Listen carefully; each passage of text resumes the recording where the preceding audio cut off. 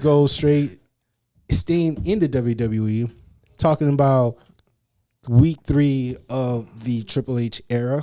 What's your thoughts so far? How you think he's running business? I think now that I like the picture that he's creating, and like he's given us basically everything that the former person didn't want. Now we're getting.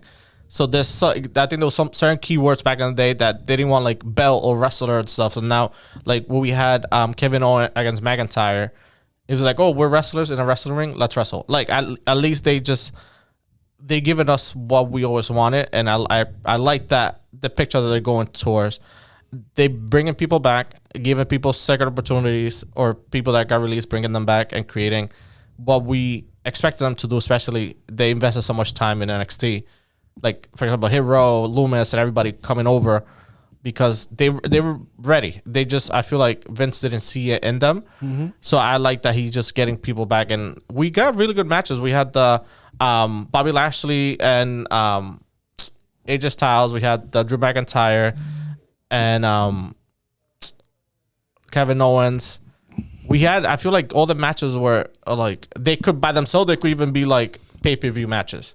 And I feel like they built a story for, especially for Clash of Champions, but I like that they created more. Clash at the Castle. Clash at the Castle, but yeah, it used to be Clash of Champions, yeah. Well, for this year. Yeah, for this year. Hopefully only this year, because if I have to talk about this again next year, if we're still doing this, I got to talk to Triple H, be like, bro, what the fuck? Like, honestly.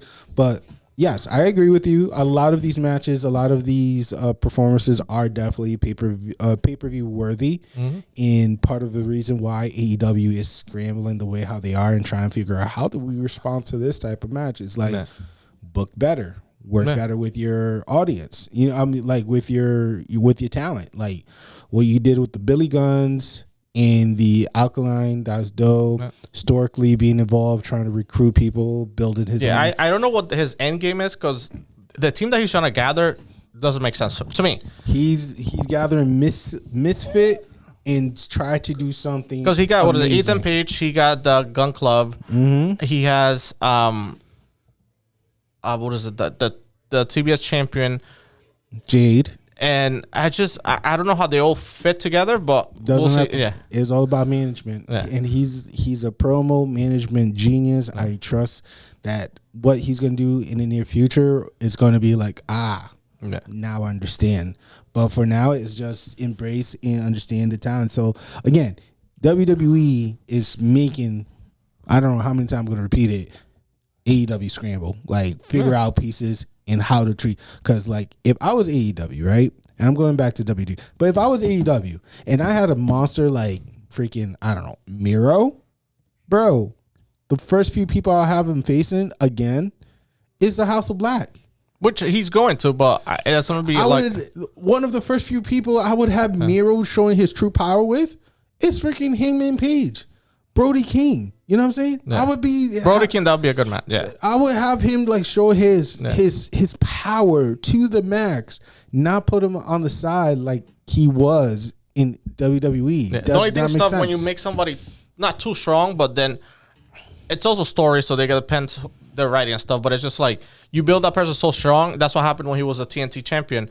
That he was built so strong that literally had nobody to beat him. But that's the point. You do that. You build someone to be stronger. Because right now they have like powerhouse Hobbs that way. They have Warlow. Powerhouse. They have Warlow that way. You know what I'm saying? So you can build. I don't want Warlow to lose to Miro. I want that. That's the only thing is tough. Like I want that to be a stalemate. Yeah. You know what I'm saying? I want that to be a clean. Yeah. So that's the only thing is tough. That it's like, yes, Miro can be a main eventer, yes, but then you build them so strong that it's like you're gonna have somebody like Sammy or somebody like not as a fluke win, but somebody as like, because Sammy, like that match was just like the solution is simple. I put him in the Fatal 4.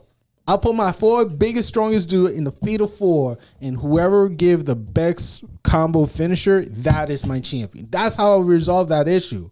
So you have him, Lance Archer, Brody King. Lance Archer is in Japan. No, but that's one of your big guys. Keith Lee in there. I would throw Keith Lee. Miro, Brody King, and Miro. Have them give me and sturdy the ring. I don't want the ring to break again. That's some WWE stuff. We don't need that. I don't need a tractor to flip the ring again. No, thank you. I just need some big bodies going at it and just go duke to duke, backflip, jumping over the ring, power slamming. I would like to see a dent. Back in WCW days, there were dents in the middle of the ring after a good power slam. I don't know if y'all remember that, but that shit I would like to see in the AEW. That's how I would do with Miro. I was just building that story. Will Hobb, I would do the same thing. Build him up, show him how strong he is. I would do the same thing with Keith Lee, and then I would do the same thing with who was the last person we said? Warlow, which Warlow already doing a great job as champion, and just have him fight for the belt. It would be great. You see, free ideas for AEW. Please make it work when you can. Back to WWE. For WWE, I like that. That, like I mentioned, they kind of like connect the NXT to the main roster, which they should have been doing a long time. I like because that. One thing real quick, I don't like I said it before, I don't like the term that move into the main roster. NXT is not some sub folder. It's up there. It's up there with the blue and the red. It's yellow, blue, yellow, and red. Those three are making money. When Raw was making their fixed viewers and SmackDown was losing viewers, NXT going toe-to-toe with AEW, they were constant, making close to 800 to 900 million, 500 if they split. Come on, NXT is up there with those three, and I don't like it when people say that. That unfortunately he lost. Basically, like loser, basically goes home. So Santos Escobar lost. That means potentially we could see him either SmackDown or Raw pretty soon. So we might see him teaming up with somebody, either the Garza and Humberto or the Mysterious or something like of that. Maybe we could see him coming up. I'm just looking forward to see especially Santos Escobar. He's a main eventer. For the shakedown. I'm really excited for the shakedown. I would love to bring I would like to bring the Oracle for this conversation of like who do we see in the near future. Like it's in the work, but he has a kid, and you know. But if we can get him in just to talk about it, it'll be great. But I'm really excited for the shakedown. I'm really excited. I think it might happen I think probably after the Clash of the Castle. I think mid-September might happen. It has to be real soon because honestly, it's like what we talked about. Roman Reigns, I don't think he's going to continue as the dual champion. I don't think the Uso could continue being dual tag team. The concept was dope, but now it's time to bring things back to order, put balance. You're bringing enough talent. For example, Hit Row. You're bringing a crew that won NXT not by their greatest performance, but by their gimmick. You know what I'm saying? And seeing them again on Friday after we did this recording last week was like, oh, shoot, Hit Row is really thing. Man. And shout out to Mr. Sir Willikins, because he explained to y'all that Swerve does not need to be in the crew for it to be Hit Row. They were Hit Row before Swerve. So, yes, what you got is Hit Row. Don't try to be like, that's messed up. Swerve was part of the crew. Yeah, he was an add-on. Yeah. He was just an add-on. And he was a champion too. I feel like doesn't mean he was the leader of the crew. True. He was just in NXT. He was like the voice for it, like that, basically the head of it in NXT. Yeah. But I feel like it just looks weird.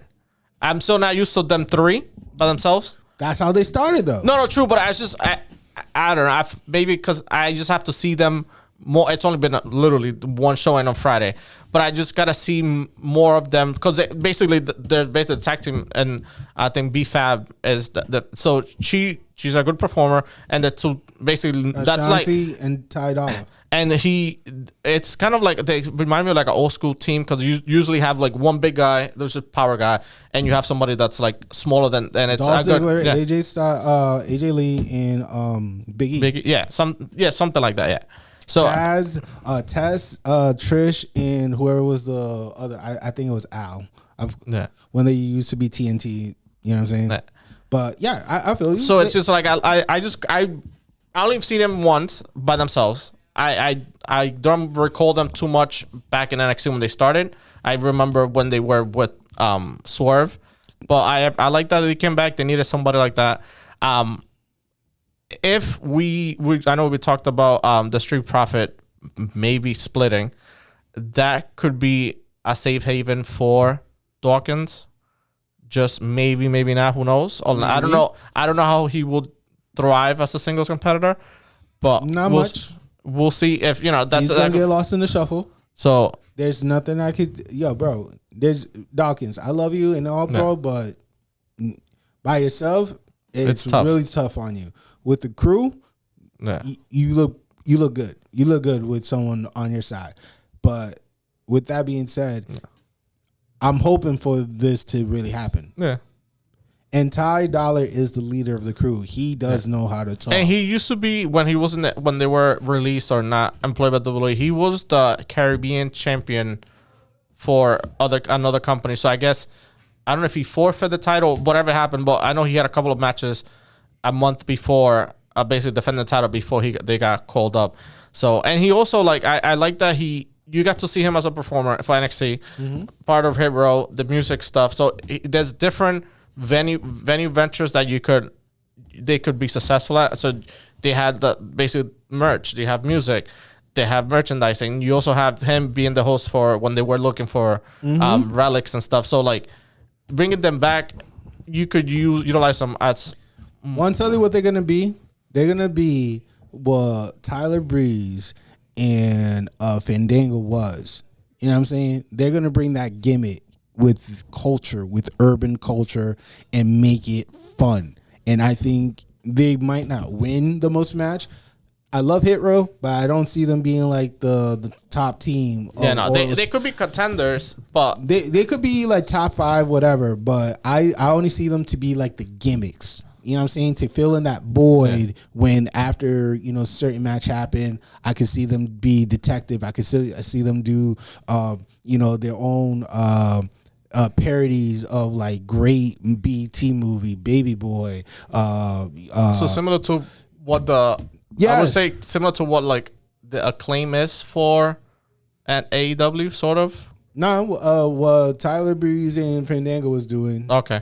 What they were doing, they did true crime, they did acting, they did Astra, they did even the movie that was about space, and they came back in NXT wearing like space suit. Yeah.